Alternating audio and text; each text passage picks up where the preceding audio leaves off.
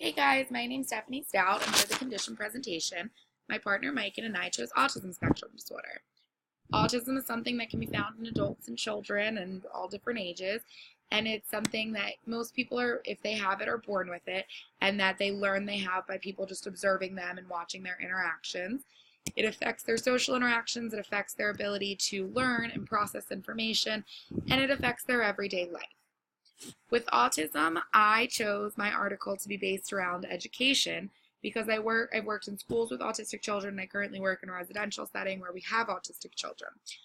I think that it's very interesting that children with autism are usually put in a separate classroom to learn alone with other kids with autism, but a lot of them have a lot of social delay, and I feel like in order to help them, they should be in a more social setting. So the article I chose is all about inclusive learning, called Supporting Children with Autism in an Inclusive Setting with New Design.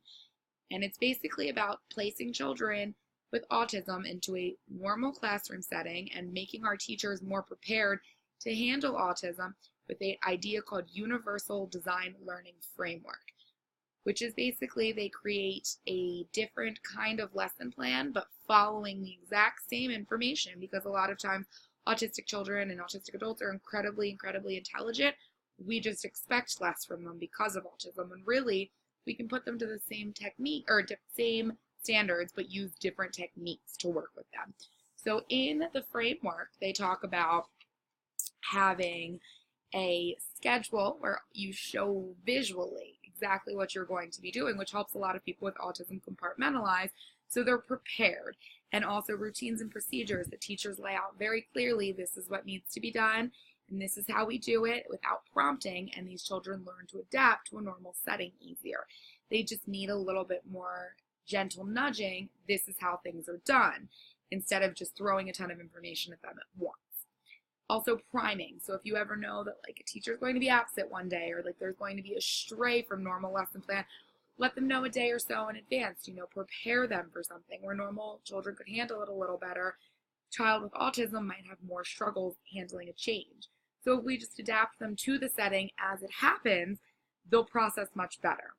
Another main part of it is special interest. So if you notice that your child that's in your classroom that likes books about spiders, that every time they complete an activity, you give them an activity with spiders, or something that really piques their interest, therefore they'll get their work done, and then they can do something that interests them.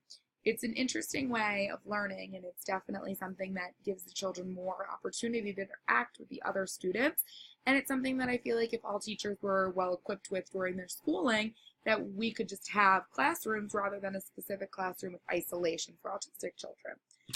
I found this article super interesting, and I hope to see that there's developments with this later on, because I've known a lot of autistic kids who are way smarter than I am, but yet they've been placed in these constraints and bubbles based on their disorder that hasn't allowed them to prosper and grow as much as they possibly could. All right, thank you guys so much. Have a good one. Bye.